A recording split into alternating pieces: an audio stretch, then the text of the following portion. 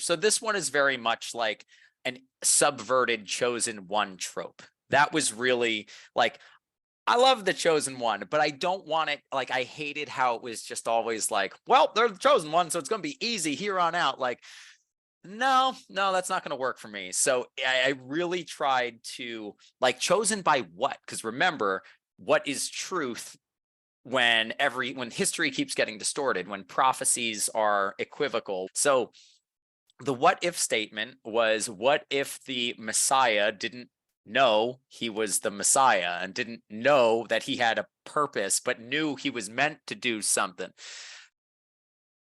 Hey everyone, and welcome. I am Morgan Giss McDonald, founder CEO of Paper Raven Books, and I have with us today a super special guest who is launching the first book of a brand new series. Now, the series is called A Vengeful Realm, and book one is The Scales of Balance. And if you enjoy action, adventure, epic fantasy, high fantasy, world building, all of the fun things that we love about, a great Brandon Sanderson novel or a Patrick Rothfuss novel, you are going to want to stay tuned for this interview, because I am talking with the author, who has a really cool background of both, of course, being an author, as well as into fitness and fitness instructor for many years.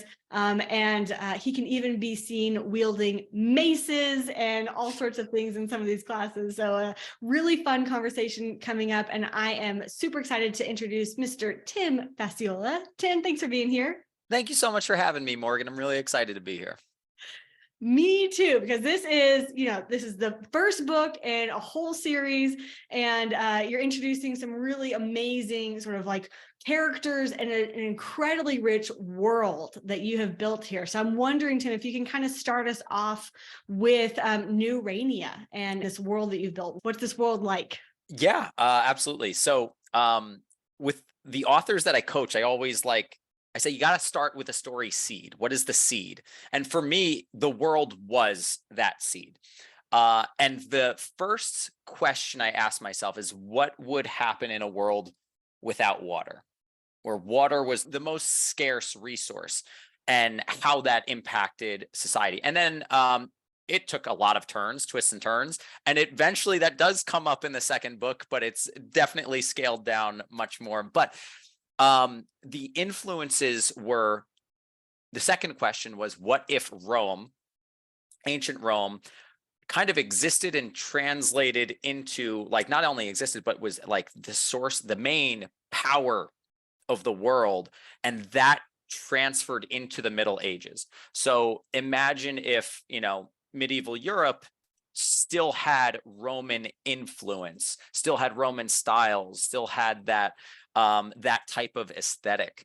So New Rainia is kind of as if the Europeans settled America, they emigrated, and in doing so, there was a native populace. There are some differences of opinions. There's some differences in because this is fantasy, differences in magic, different gods, and the theology and the fear of theology was really a center point to the political undertones that really define what New Rainia has become. So the story starts out, it's 60 years after this big migration, and there was peace for a time, people were working together for a time, but then inevitably fear of assimilation is what drove this divide. And one thing I love, and I think this will be prevalent in all of my stories and all my books, but like this concept that even within a side, there's multiple sides. And that's something that I think when it is explored in the written word, I love it. I love it so much because it has so much nuance. It's not just black and white. And that's what I wanted to create in New Rainia, this like beautiful rainbow of the grayscale, because it's nothing is black and white, nothing is cut and dry. So I have like a great big pantheon of gods. I have, the gods influence the magic system, and there's this war in New Rania is really propagated by this war in Valencia, which is like my like heaven system, my Olympus, if you will. And it really my big thing, that's what the world set the table for, but my whole point was to explore like the human condition and interpersonal like communication and how little it takes to actually make us go wrong, if that makes sense. Yes, absolutely. And I mean, I'm right there with you. I'm kind of a sucker for like the thought experiment of like, what? So when you start talking about, what if Rome continued to exist through the Middle Ages and immigrated, and then you layer on this Olympus, like that definitely gets me hooked. And you have some amazing characters in here too. Like when we first dive into the book, we meet Zephyrus and some other folks. Can you kind of like get us into some of the action, what's happening? Yeah. So the fun thing is Zephyrus has no idea. So Zephyrus like wakes in Tharseo's Bastion, which is a forsaken temple of the judges, which they're not even a thing anymore. They've been outlawed by the Nuranian people. It's like the kingdom has said, nope, you're not. This isn't allowed anymore because they won the war. And one of the themes throughout is like history is written by the victors. The truth is determined by who wins conquest, who wins wars, and that kind of divide. So Zephyrus I liked having Zephyrus be kind of a student of the world, because I introduce a lot of world building, and I didn't want the readers to be like, well, what the hell's going on? Because at the same time, Zephyrus is like, it doesn't know what's going on. So now, why doesn't he have his memory? Well, there's a little bit of reading you'll have to do to figure out how, when, where, why. But he starts in this temple and he's there. They're trying to figure out, like, he has his two companions, a father figure of sorts named Patris, and another companion who's a little mysterious named Threna. And the three of them are at this temple. There's clearly some tension between Patris and Threna, and Zephyrus is just in the middle of it, like, I don't know who you are. I don't know who you are. I don't know why we're here. But there's this sense of purpose that he just can't grasp. So that's going to lead me to the next what if statement I had when developing my character. So this one is very much like an subverted chosen one trope. That was really like, I love the chosen one, but I don't want it. Like, I hated how it was just always like, well, they're the chosen one, so it's going to be easy here on out. Like, no, that's not going to work for me. So I really tried to, like, chosen by what? Because remember, what is truth when history keeps getting distorted, when prophecies are equivocal? So the what if statement was, what if the Messiah didn't know he was the Messiah and didn't know that he had a purpose, but knew he was meant to do something? So he kind of wakes up in this temple, this foreign place with people he should recognize, who know him, that he doesn't know them. And the only clues he has to kind of figure out who he has a letter that's promising him as an emissary of peace to the new Iranian king. And he has a prophecy from a people that is oppressed by the new Iranian king. And they're telling him two completely oppositional things. And like I said, I like the divide even within sides. So even his prophecy is kind of a three-headed thing where he's not sure which one of these, like, prophets, because there's three, he's not sure which one of these prophets he is, if any of it's true, if it's all made up, and do I follow this faith that isn't mine at this point, or do I follow this very real, very tangible sheet of paper that would get me out of trouble and into the king? I'm in the king's court. That doesn't sound so bad.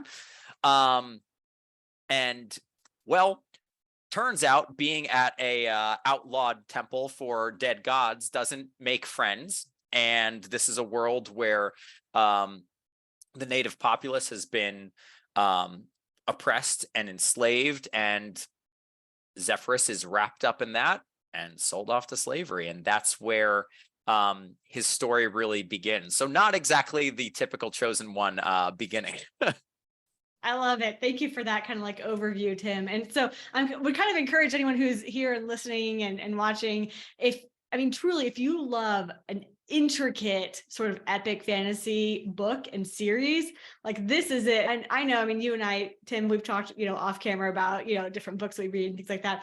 And there's something about that's so appealing about fantasy when you have an author like yourself who's really willing to go into the details, like the details of the world building and the history and the lore and the politics and the magic and how it all kind of works together, and to not rely on a really easy, simple plot line, which would be, as you said, sort of your typical sort of chosen one. He's got the father figure and mentors him through becoming the hero. And it's like, well, life's not always that simple. So I love, like, even from the very beginning, it's like, who do I trust? Which narrative am I going for? Like, how am I going to, like, he's got to determine his own destiny in a lot of ways, and really doesn't have a clear indication of which is the right way to go. So it sets us up already for some interesting twists and turns. Well, you bring up a great point, this concept of destiny, because going back to my what if statements, right? Like these prophecies, it's even described in the book as like, you have a fate, you have a destiny, right? Here's the path, but there's multiple paths. You're destined for any one of these things. They're all going to greatness, but you have to choose into them or choose out of them. And that duality of like, well, is this predetermined? Do I have choice? What does any of it matter? Like that type of like faith conundrum, I'll call it, this circle of doubt, because like very often we think faith and doubt are like opposite ends of the same spectrum. But I think that's black and white, that's cut and dry. And I think there is no such thing as true faith without doubt. I don't think you can really explore faith if you haven't gone through doubt, if you don't continually have doubts. I think that's what makes that so powerful, that it's not just like blind, like, I'm just gonna follow this because it said it's gonna be great over here. Like at what point does discernment become more important than the predetermined path for you? Because once again, it's very easy for things to get misconstrued, and in my world in particularly, there's a lot of prophecies going around. Doesn't mean that they're all true. Doesn't mean that they're not false. Maybe they have truth in them, but is it what you first expect? And very often I think they're simple in the complexity, but I don't think anything is ever just like that. Yeah. Simple. Yeah, exactly.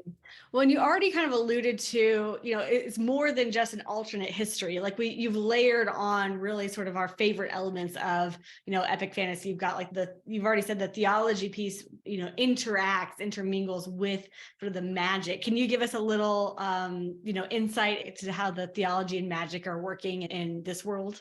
Yeah, absolutely. So I loved mythology. Like as a kid, I was such a nerd for it. Anything related to like, I love Hellenistic culture. I was always drawn into that. I think the story of Spartacus really spoke to me on such a like, it's such an emotional level. Like this concept of like fighting for the oppressed, liberating people who can't liberate themselves. I always loved that in that culture. I love gladiators. I don't know why, I always have. So anything in and around that has always been like a draw for me. I started out, I made a pantheon of like all these gods, because originally when I started out writing, I was like, there's one religion and there's these gods, and I was like, that's not real at all. There's no complexity, there's no nuance in that. And I feel like even in some of like my favorite books, like in A Song of Ice and Fire, like there's, you know, the seven gods, and then there's the new gods and the old gods, and like that's really all we get. There's like not a whole lot of depth to it. So that was something that I really wanted to explore, because like that was a huge influence on me. Like the Game of Thrones, Song of Ice and Fire, I was really hooked into that. And I would say I will credit George R. R. Martin. You did inspire me to write, but you also inspired me to finish, because to finish before I released, so my fans wouldn't be stuck waiting for 12 years for the next book to come out. So thank you for that. You have inspired me very much.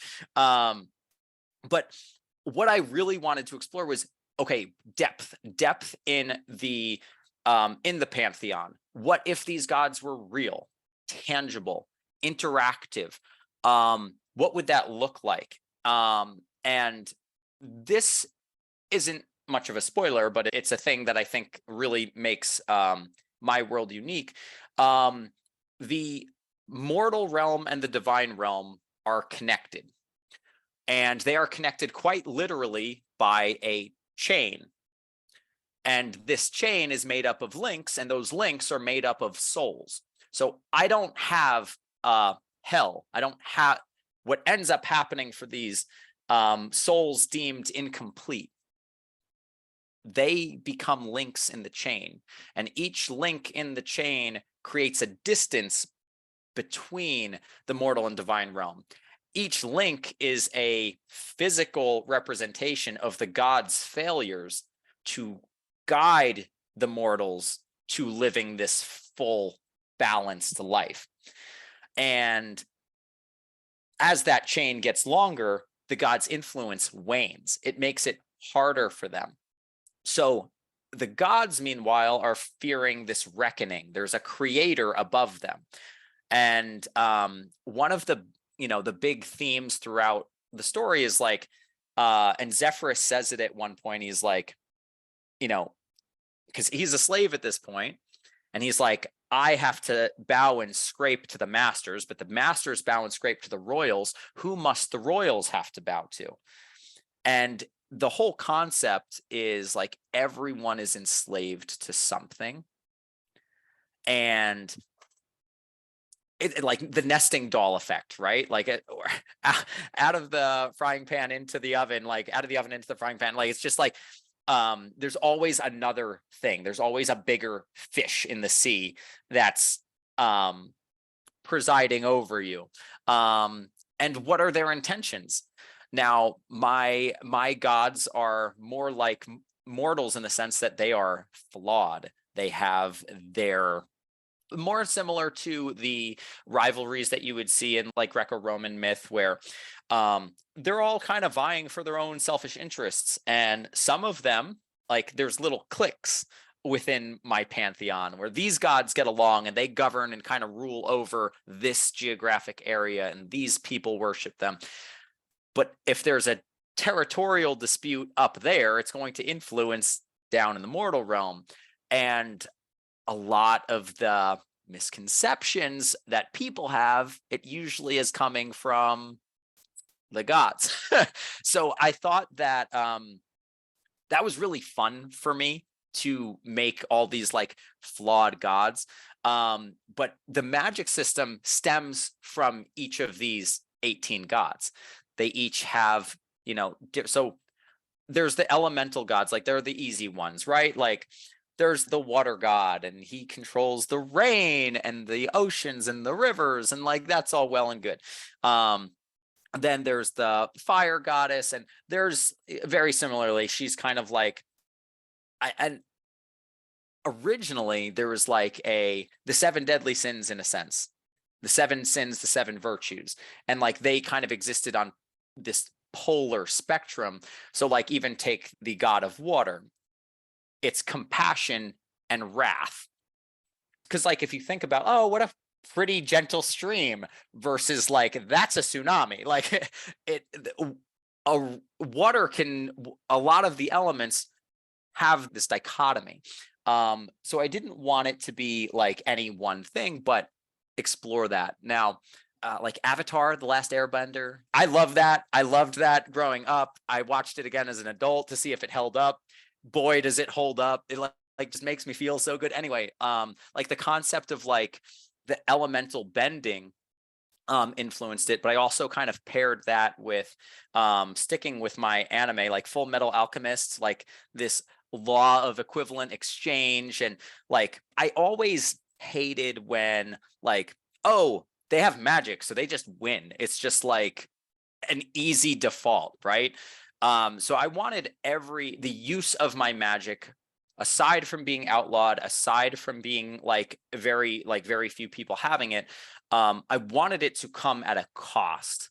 And this law of equivalent exchange really like helped that take shape, and in different ways, but it always comes back around. So one of the characters I mentioned earlier, Thraina.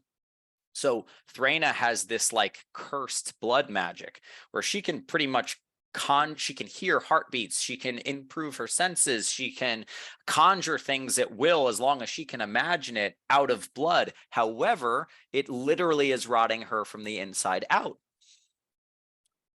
And the only way to stave that off is to consume souls, which, yeah, that's kind of heavy stuff. But like, what would a person be willing to do in like, because she has a noble goal at the end of the day, but what are people willing to do for their noble goals? And at what point do noble goals become not so noble anymore?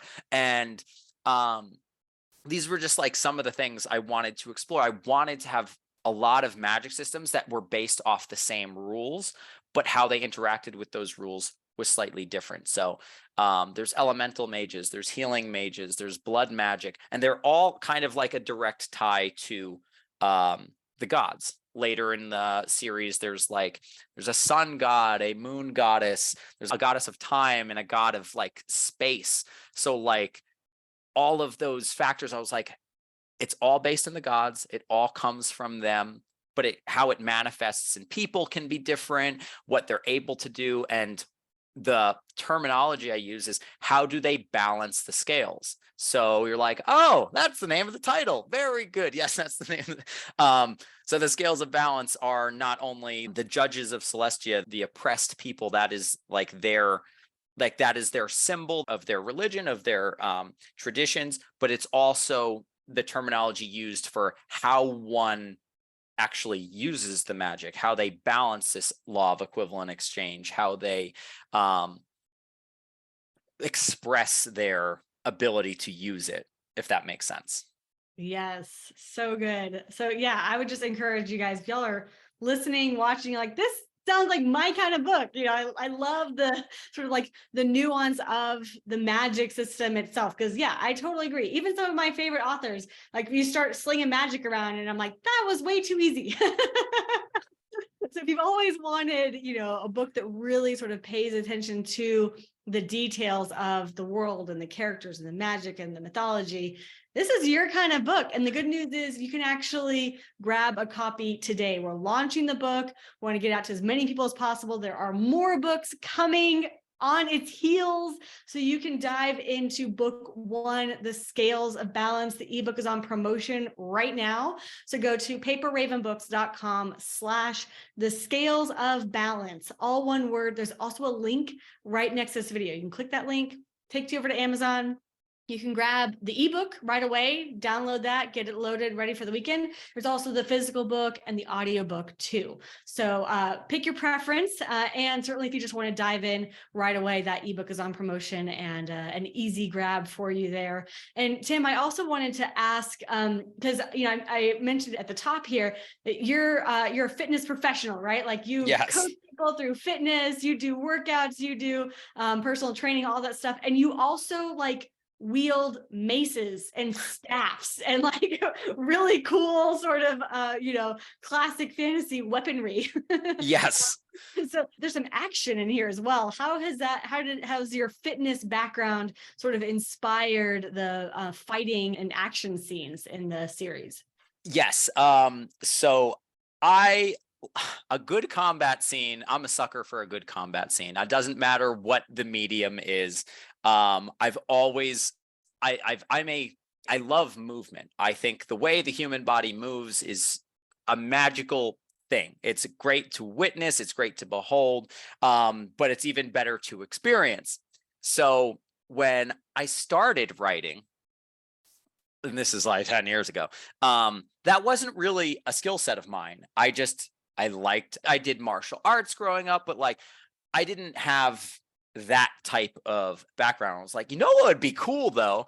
Because like it's just, I'm very much like your body's a machine.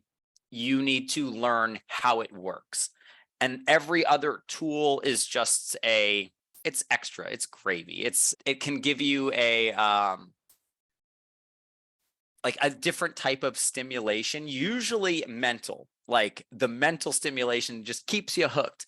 So I just love all kinds, but the first one I did was I started with the steel mace, and because I felt like I'm tired of doing the same type of workouts. I'm tired of, and I also like, uh I'm very different as it is in terms of how I go about training.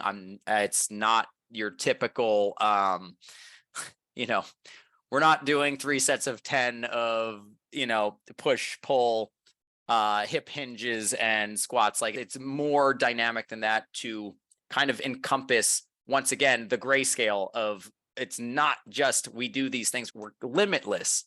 Humanity, we are limitless. So wanting to explore the full functional sphere that we have the ability, the capacity to utilize, owning it. So the mace, and specifically steel mace flow, was really kind of my entry, my gateway into that. And from there I went into club bells, and from club bells I got into staves because I used to play lacrosse. So like holding a 6-foot stick just always felt like very comfortable for me. So like spinning that around and like learning, okay, how does moving with this feel different? Because one thing, and once again, fight scenes. I have a lot of fight scenes in my book. So if you don't like violence, this is probably not the book for you. But if you like fight scenes, I don't want to toot my own horn, but I would say this is my bread and butter. This is what I live for, because how one moves with a weapon, how one feels while in a fight.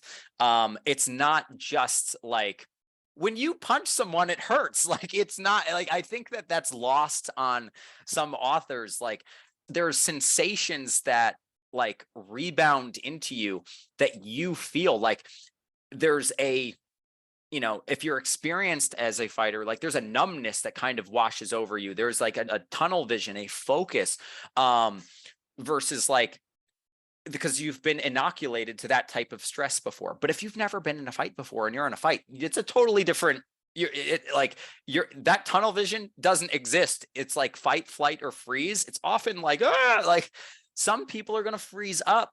So just experiencing like, what is this like for different characters? How do these different like arms and armaments impact them?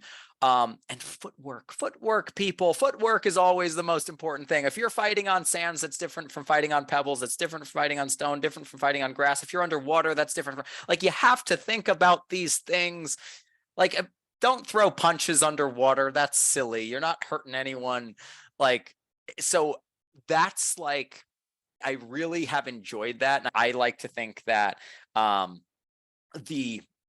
my fitness background helped me write, but my writing helped me explore other avenues of fitness that for that season in my life worked better for me. It was more mentally, emotionally stimulating. And that's the whole thing I try to encourage like my clients, is just like, there's a lot of ways to make an egg.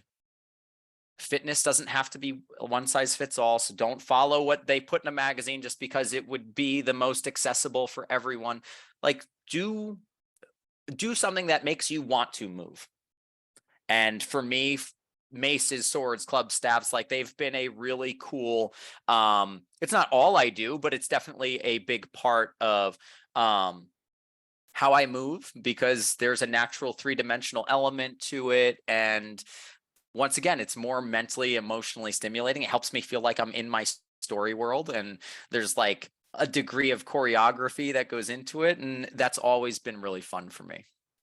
Ah, so cool. Thank you for kind of like exploring that with us. And I think you're right. I mean, this is like the theme of the of our conversation here. It's like, there's a really simple way to write about combat scenes and fighting and, battles. And then there's like the more nuanced way where it's like, well, what does it feel like when you throw a punch? And I won't name Netflix shows where someone's in a ring and they throw a punch and he still looks beautiful at the end of that. Yeah. But such things exist out in the world. But when we want to really sink deeply into a storyline, it's like, no, we want to know, what does it feel like when, he swings a sword and it clashes against, something else. And, you're right. If you're a fighter or not a fighter, you get to explore that with all of these characters. So very, very cool. Folks, dive into this book. It is there. It is waiting for you. This is the first book in the series. The series is A Vengeful Realm. And the book one is called The Scales of Balance. So you can go to paperravenbooks.com/The Scales of Balance. That'll take you straight over to Amazon. You can grab that ebook right now while it's on promotion, get it loaded on your Kindle. Or if you like the physical version for your nightstand or the audio version to take with you, as you're going to swing your sword in the backyard, whatever. All of those are available and ready for you. And Tim, thank you so much for coming on and talking to us about A Vengeful Realm. Any last words for your readers as they are diving into the Scales of Balance? Well, first, thank you so much. This has been awesome. And like any author, any creative, getting to talk about your work is always fun. There's only so many people who are willing to listen. So thank you for having me, and everyone who's listening, thank you for listening. The one thing that I wish to impart to my readers is that, yes, life, like the whole concept of there's some bumps in the road. No, friends, life is a bumpy road. Life is a dark tunnel, but there is a light at the end. And sometimes if it feels like it's really dark, you just have to keep moving. And to quote Brandon Sanderson's Dalinar Kholin, the most important step a man can take is the next step. So if you're in a place personally where it's just kind of dark, just one step at a time, keep stepping. There's a light at the end of the tunnel. And that's what I hope my readers can expect. Like that's what will be evoked in them, that, hey, there's some hope at the end of this. It's dark, but I see the light. So if you're expecting like a Joe Abercrombie sort of ending where everything is dark and dreary and there's a degree of nihilism and hopelessness, I think I have tones and characterization like that, but at the end of the day, I have a very different outlook on humanity. I think we're all capable of change. I think we're all capable of redemption. I think we're all just one step away from the next thing, and just keep working towards that. Amazing. Thank you for so listening much. to my TED Talk. Thank you so much. Yes. And I think that's always helpful for us to know as readers. It's like, am I diving into an adventure where everything is dark and gloomy, or is there going to be a light? And it's like, well, life is full of both, and we get to pursue that light at the end. So the next step, I love that. It's really good. So thank you, Tim. Thank you everyone for being here. Don't forget, paperravenbooks.com/The Scales of Balance, all one word, or click the link next to this video. And if you know someone who loves a really good, epic, high fantasy series with a lot of attention to the world, the mythology, the magic, the combat, the characters, tag them right here or send that link to them so they can grab The Scales of Balance too. So share with a friend, and we will see you guys next time. Bye, everybody. Thank you.